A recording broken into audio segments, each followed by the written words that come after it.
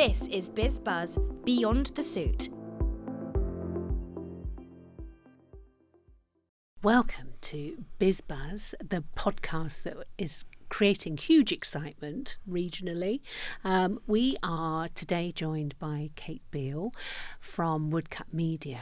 And Kate, I've heard so much about you. I'm so excited to be meeting you finally. I wonder whether we can start with a little bit about your background. How do you come to be doing the work that you are with Woodcut Media? Okay, well, nice to meet you too, and thank you very much for having me here. It's good to know that reputation precedes me. Oh, yes. Whether that's a good thing. I have worked in television all my life, so I was very lucky. And I am a pure Solent Southern girl. I was born in Southampton. I've grown up here most of my growing up has been in this area. I did go away to university, but then I came back home because I absolutely loved the area.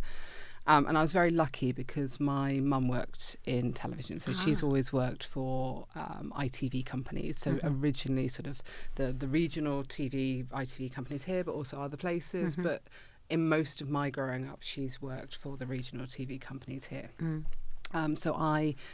Was that behind the scenes? Was she? So she started off as at the age of 18 as a news copy taker. So back in the 60s, the journalists would phone in their reports and she would type it out. Yeah. And I sort of think of her as like Peggy from Mad Men because she was in an entirely sexist environment, fighting her way to the top. But she ended up as general manager of ITV Meridian, and so worked her way through the ranks and broke various glass ceilings on the way. So I had this amazing role model in terms of career progression, but for me, I also just grew up in the world of TV. So she was a single parent, so I was often taken into the studios and put in the corner with a colouring book because she didn't, that was one of the things that she would do to, when she was heavily pregnant. With me, she was still filming. She actually told me the other day she filmed the Jubilee, the Queen's Jubilee in 1977 when she was heavily pregnant with me. So I sort of have always been immersed in literally. It. And, my role models as well as my mum, my godmother is, in television, or other people like that, or have always worked in the industry. So it was a very natural thing for me to do as a teenager, think, okay, this is the path I want to follow. And I was very lucky that I did work experience when I was 15 on a programme that used to go out at 5:30 in the morning. And the producer of that programme, which was very unfortunate for him, had a bicycle accident in the New Forest. But they then ended up employing me because they needed an extra pair of hands. Wow. And so I was in between my GCSEs and A-levels, and I had got my first job. Amazing. And I got £100 a week, and it was incredible. Yeah. So from there, I was able to get more and more experience. And every summer holiday, every Easter holiday, every time I had any spare time, I would go and ask people if I could work for them for free or for paid. So by the time I left university, I had quite a good career bit of path. experience, yeah. And so that's really, the early years was just having advantage, and I did very much so, and I would always say that, but making the most of that advantage I had and working my backside off, and proving myself in as many situations as I could. So I went to work for ITV and was staff there, and I was very fortunate that I became a series producer quite young. And by the age of 25, I was series producing. So that was partly because I actually had been working on and off in television for 10 years. So it wasn't that odd, but I was still quite young doing it. And then... Was that sort of factual-based TV? Yeah. So I had worked on dramas, and when I left university, I was offered two jobs. One was on a drama and one was on a factual programme, and actually it was a moment where I had to sit there thinking, do I want to go scripted, do I want to go factual, because they were both good jobs and they both paid good money, and as a sort of student I was looking for something that would pay me to go out with my friends, which is what I needed at that time. And I think factual for me, I like real stories, and I like telling those. I like finding out about people. I like meeting people. And also in factual, you're slightly closer to the action. If you're a researcher on a programme, or if you're out filming it, you're there, you're involved in the story, whether that's sort of as an observational documentary, I've made lots of those, or whether you're there meeting somebody who's real. And whereas on a scripted crew, it's fun, it's really collegiate, but you're often 10 steps away from the actual decision-making process.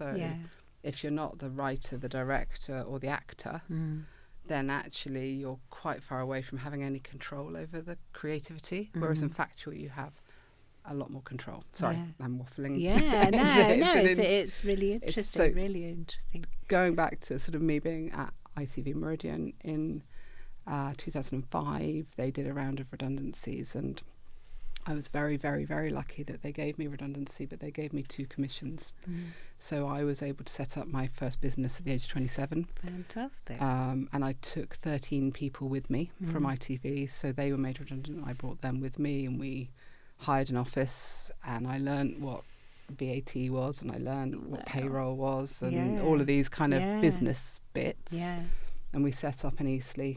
Eastleigh Council at the time gave me a £500 grant to move into their business offices, which I used and stayed there for a very long time. So in a weird way, you know, I set up my first business partly because of opportunity, partly because I didn't want to go to London. Yeah. So actually I wanted to create the work here because there were talented people here. And partly because Eastleigh Council paid me £500 to stay. Fantastic. So it was pretty simple. It's amazing though, isn't it? The journey that people go on, and almost to hear that you didn't want to go to London, because London must be the pull for a lot of people who are working in your industry, mustn't it? It is. I think it has historically been the centre of the universe. I have worked in London a lot. I have had jobs where I've had to commute up to London. And equally, actually, in my company, you know, we have had a London office for quite a long time. I spend at least 2 days a week there normally. So you do still have to go to London, but actually, I also think, you know, we are a region. We're not a bit of London. We are a region in our own right, and it's good to represent the region. And there are lots of amazing people who work in content, and whether that's scripted or unscripted or digital or television or whatever, that are in this area. So I think it's absolutely necessary that people have centres where people can come here and gather together rather than meet on the, I don't know, 708 up to Waterloo. Yes, yeah. And now you're in the, you know, wonderful Colden Common, aren't you? I mean, you're choosing the hot spots, aren't you? You're from Eastleigh to Colden Common. Like, we do a lot of work in America, and it's quite interesting that, you know, nobody when I'm in LA or New York has any idea that A, I was sort of opposite Sainsbury's and the bus stop in Eastleigh, or B, now that I'm, you know, just in Colden Common, which isn't the most, you know, none of these are the most glamorous locations, but I describe it to any American who I meet that our office is somewhere in between where Downton Abbey was filmed and the Titanic set sail. Fantastic. And that's the kind of, like, you know, that they have this amazing picture. But interestingly, people abroad, and you know, we probably do about 60% of our work is for Americans. They don't care where we're from in the UK. They care that we're British, but they don't care that we're not from central London. So it's just an interesting thing that, you know, the reason we live, you know, we've got our office in Colden Common is simply because I live just outside Colden Common. I am, you know, that's where I live. That's where my home is. I can walk to work now. Amazing. And actually, it's such a beautiful area that the team love coming in, and we can use the kind of countryside facilities.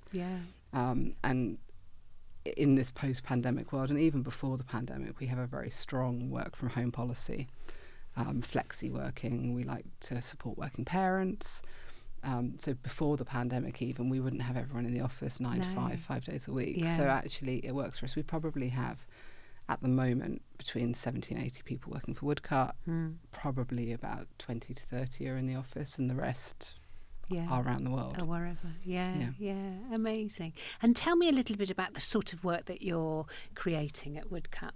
So we are unscripted, we are factual. We have 4 main areas that we work in, and we've always worked in. And we launched Woodcut in 2014, and we had this kind of very clear objective to look internationally in the unscripted space. So our genres probably reflect the international interest. And those 4 main areas are true crime, and we are hugely prolific in true crime. We're probably one of this sounds very arrogant for a British person to say, but we're probably one of the biggest true crime production companies in the world, I would say, or one of the most prestigious. Amazing. Yay. But that is, I feel slightly uncomfortable saying that, but I do actually think it's true.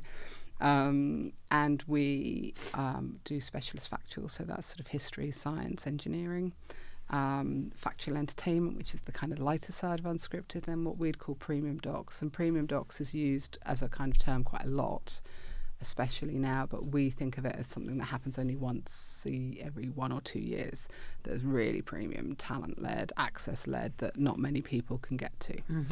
So those are the 4 areas that we work in, and that's very clear for us as a production entity, very clear for our development team, so they know what they're developing, but very clear for our customers, the broadcasters, the networks, that they know what you do does. Yeah. And why do you think there is this huge interest in true crime? Where has that come from? Is it all down to you that you're creating all of this stuff? We keep pitching it. No, I think, from my personal point of view, we made our first, before Woodcut, I had a company, Talent South, and during that time I made a documentary in 2009, actually, with Fred Dinage, who's a local legend. Yes, lovely Fred. And I was at an RTS Southern Centre award ceremony. He was being given a Lifetime Achievement Award, and he was giving his Lifetime Achievement speech, and he was talking about his time with Reggie Cray at Parkhurst Prison on the Isle of Wight. And I was like, that's strange. This isn't, the man we all know and love. Yeah. And I've known Fred all my life growing up in the region, but also because my mum's worked with him. And so, I know him as children's TV presenter, but actually he's the official biographer of the Cray twins. And so we did this documentary about Fred and his relationship with the Cray twins, and it became this huge hit back in sort of 2009, 2010. And at the same time, true crime was starting to come across from America. So true crime in America probably really started in the early 2000s, just post 9/11. But it started to come to the UK in the 2010s, really. And we just happened to be working with the people who were starting to commission true crime. And so we made Fred Dinage Murder Casebook. And then we launched something with Sky called Britain's World's Most Evil Killers, which we've now just made 180 episodes of. And it kind of has just grown